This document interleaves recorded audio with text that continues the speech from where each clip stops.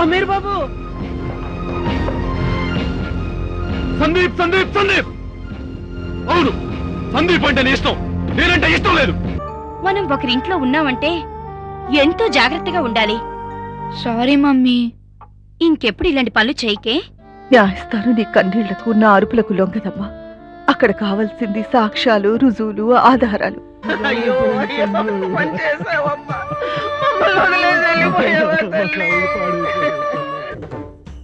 మాధవి నా కళ్ళ ముందే చనిపోయింది. చూస్తూ ఉండడం తప్ప ఏం చేయలేకపోయాను. ఆ దృశ్యం కళ్ళ ముందు మెదిలినప్పుడల్లా కడుపులో కలియబెట్టినట్టు అవుతుంది. ఆ ముసలి తల్లిదండ్రుల దుఃఖం చూస్తుంటే గుండె తరుక్కుపోతుంది. How can anybody do this? ఒక మనిషిపై ఇంకో మనిషి కిరోసిన్ పోసి కాల్చడం, అది డబ్బు కోసం. భలే మాట్లాడతారు మేడం మీరు కూడా. ప్రపంచం అంతా డబ్బు వెంట పరిగెడుతుంటే మీరేమో డబ్బు విలువను అంత తక్కువగా అంచనా వేస్తున్నారు. ఏంటో రకం, నేనెంత అర్థం చేసుకుందాం అనుకున్నా అర్థం కాని విషయాలు లేదు. కానీ ఇప్పుడు ఏం చేయాలి? మాధవి ఆఫీస్కున్న సతీషే తిరిగి వచ్చి తను కాల్చి చంపాడని నాకు చెప్పింది. కానీ ఆమె మరణ వాంగ్మూలం రికార్డ్ చేసుకోవడానికి వీలెక్కువ. ఆమె లాయర్గా కోర్టులో నేను సాక్ష్యం చెప్పినా చెల్లెదు. సతీష్ ఆ టైంలో తన ఆఫీస్లో ఉన్నట్టుగా అన్ని రోజులు చూపిస్తున్నాడు. ఒక మనిషి ఒకే టైంలో రెండు చోట్ల ఎలా ఉండగలడు? మాధవి అబద్ధం చెప్పే అవకాశమే లేదు. ఇకపోతే సతీష్ అబద్ధం ఆడుతున్నాడని మనందరికీ తెలుసు. కానీ how to prove? I need something. ఒక చిన్న సాక్ష్యం, ఒక చిన్న క్లూ దొరికితే చాలా. వాడి పని రామాంజ పని చెప్పాను. కానీ ఎలా ఎలా రఘు?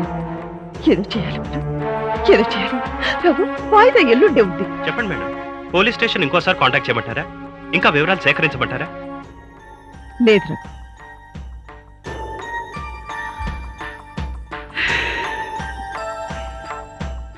నో పంచి. చెప్పండి. సతీష్ మాధవి ఇంటి చుట్టుపక్కల ఉండే వాళ్ళందరినీ వాకప్ చేయి. ముఖ్యంగా ఉదయం 11 గంటలకు అక్కడ ఉండే కూరగాయల వాళ్ళు, ఇస్త్రీ వాళ్ళు, షాప్ వాళ్ళు అందరినీ ప్రశ్నించు. మన ఫైల్లో సతీష్ స్కూటర్ నెంబర్ ఉంటుంది, అది నోట్ చేసుకుందాం. అతని ఫోటో కూడా మన ఫైల్లో ఉంది మేడం, అది తీసుకుని వెళ్తాను. పని సులభం అవుతుంది. గుడ్, ఆ పని చేయి. ఓకే. ఇంకా ఎవరి హెల్ప్ కావాలన్నా తీసుకో. తొందరగా వెళ్ళి వెళ్ళి. ఈ డబ్బు ఉంచు. డబ్బు కోసం వెనకాడకు. అలాగే. ఓకే మేడం, నేను ఒక మాట అడిగినా? ఏంటి రఘు? ఈ కేసులో మీరు ఎందుకు మేడం ఇంత ఇంట్రెస్ట్ చూపిస్తున్నారు? ఈ కేసులోనే కాదు రఘు, ఎప్పుడైనా ఎక్కడైనా అన్యాయం జరిగితే నేను సహించలేదు. అదే ఆడవాళ్ళకి అన్యాయం జరిగితే అసలు సహించలేదు. ఆ అన్యాయాన్ని ఎదుర్కోవడానికి నా ప్రయత్నం నేను చేస్తాను. ఆ ప్రయత్నంలో మీరు విజయం కూడా సాధిస్తారు. వస్తాను మేడం. Thank you.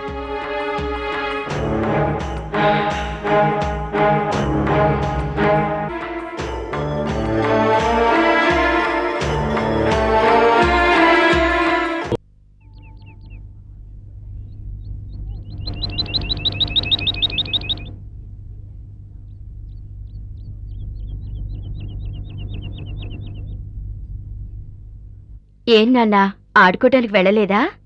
ఎవరితో ఆడుకోవాలి?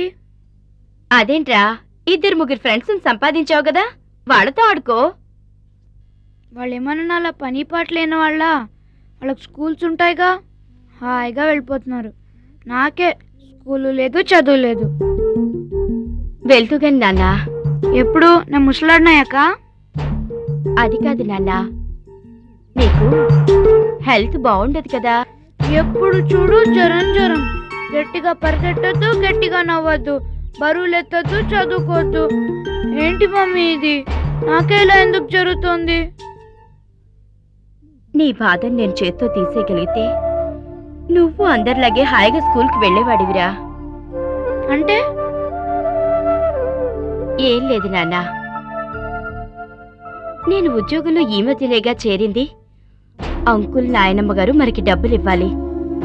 ఇచ్చిన తర్వాత నిన్ను స్కూల్కి పంపిస్తా. మరి జ్వరమో? అది కూడా తగ్గిపోతుంది. మంచి మంచి మందులు వాడతావుగా. అంతవరకు నా బంగారు బాబు మారం చేయడు. అమ్మ చెప్పినట్టే వింటాడు. సరేనా? సరే. అయితే నేను బుక్స్ చదువుకుంటా. అంకుల్ ఇచ్చారే అవి. సరే, కానీ ఆ బుక్స్ చింపకుండా పాడు చేయకుండా చదువుకోవాలి. ఓకే? ఓకే.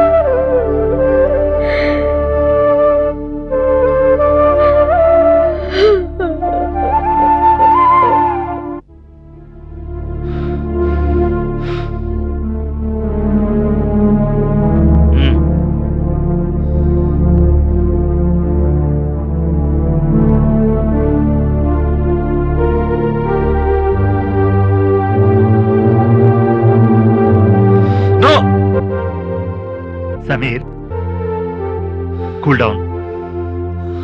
జరిగింది తెలుసుకుని ఆవేశపడితే లాభం ఏంటి చెప్పు. నిజం, మీరు చెప్పిందే నిజం. మా అమ్మ నన్ను కొడుకులా చూడటం లేదు. వాడే వాడే ఆ సందీప్ గారి కొడుకులా ప్రవర్తిస్తుంది. ఎందుకు ఎందుకు నువ్వు చెడిపోయావు కదా సమీర్. సార్, ఇది నేనంటం లేదు, మీ అమ్మ ఉద్దేశం చెప్తున్నాను సమీర్. ఆవిడ దృష్టిలో నువ్వెందుకు పనికిరావు, మత్తు మందులకు బానిసయ్యావు. అందుకే నేను చిన్న చూపు చూస్తుంది. అంటే నేను తప్పు చేస్తున్నానా? అలా అని నీకు అనిపిస్తుందా? చెప్పు సమీర్, నువ్వు ఇప్పుడు చేస్తున్న పని తప్పులా అనిపిస్తుందా, సరదాగా చేస్తున్న పనిలా అనిపిస్తుందా? చూసా సమీర్, నువ్వు చేస్తున్న పని నీకు తప్పులా అనిపించలేదు. నీ మనసుకు తోచిందే రైట్ అనుకుంటే ఎంతమంది చెప్పినా నువ్వు వినాల్సిన పని లేదు, బాధపడాల్సిన అగాత్యం అంతకంటే లేదు. స్వేచ్ఛగా బ్రతకడం నేర్చుకోరా. ఒకరి గురించి ఆలోచించాల్సిన అవసరం మనకు లేదురా.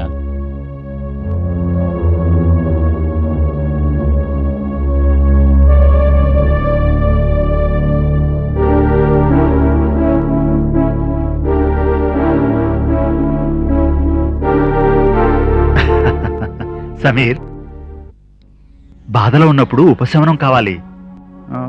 నాకు ఈ డ్రింక్స్ లో ఎలాగైతే మనశ్శాంతి దొరుకుతుందో అలాగే నీకు ఈ సిగరెట్ లో మనశ్శాంతి దొరుకుతుంది. ఎవరైనా ఇదే చేస్తారు, కాకపోతే మార్గాలు రకరకాలుగా ఎంచుకుంటారు, అంతే తేడా. కాబట్టి నువ్వు చేస్తుంది కరెక్ట్. అవును, నువ్వే కరెక్ట్.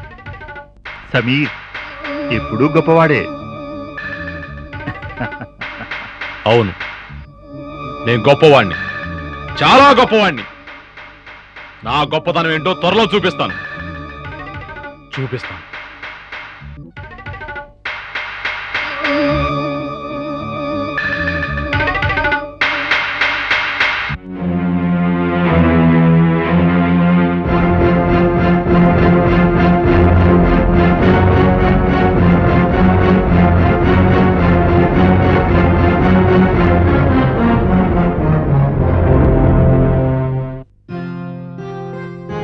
ఇది నేను అంటే విక్కీ, ఇది నాన్న.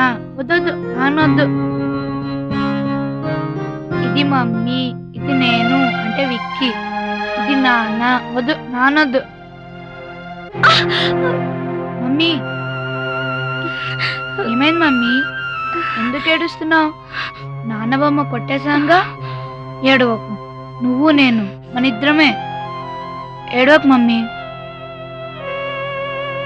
బాబు, అవును మమ్మీ, ఎప్పటికీ మన ఇద్దరమే.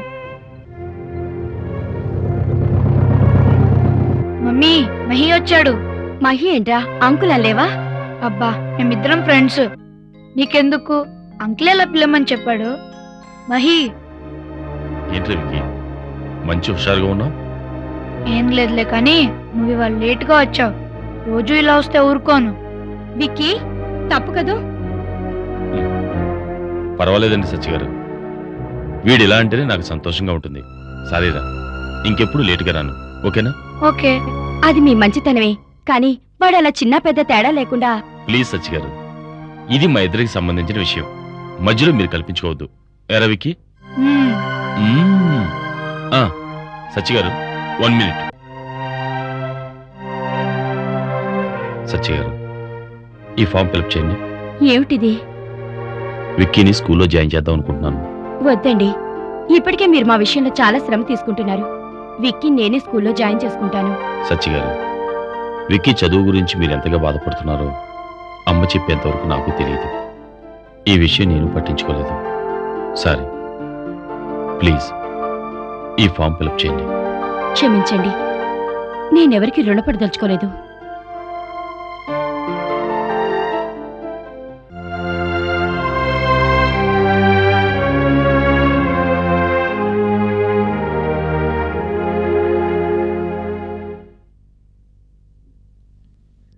సత్య గారు,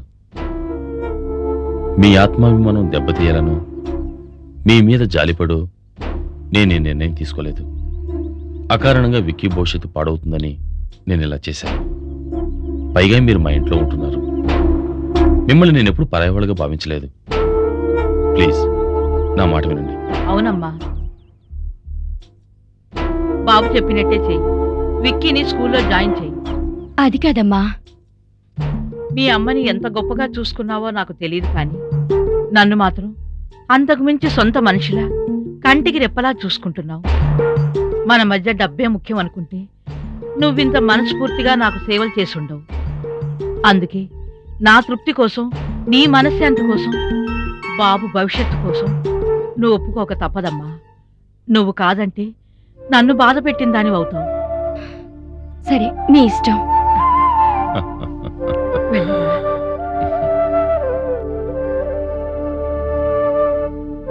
తీసుకోండి.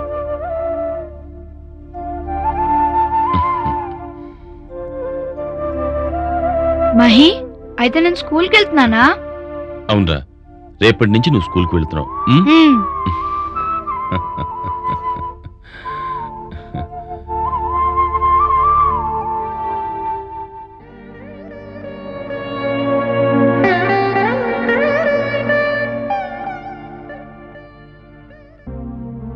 Good morning sir.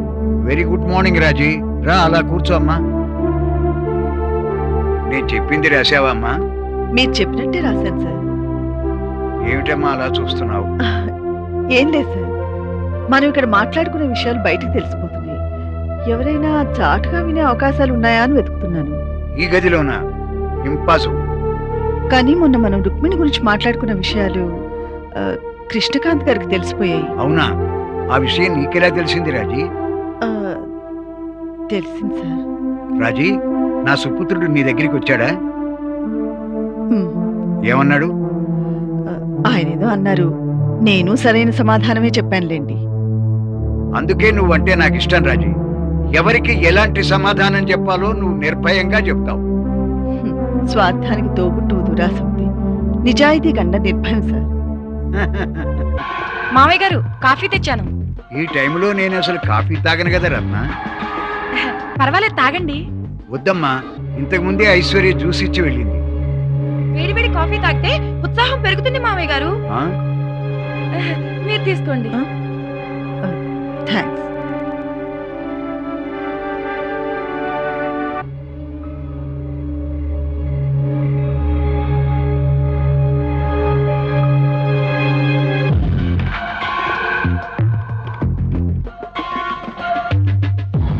నేను వెళ్ళొస్తాను మామయ్య గారు.